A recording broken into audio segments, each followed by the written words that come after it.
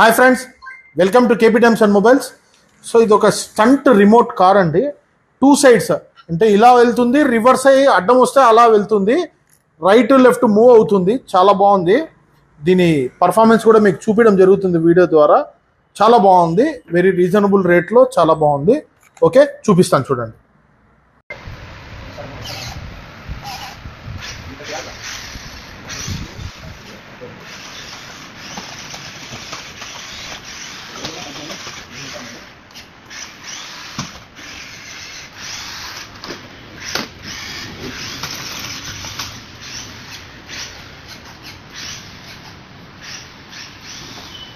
Sabi na?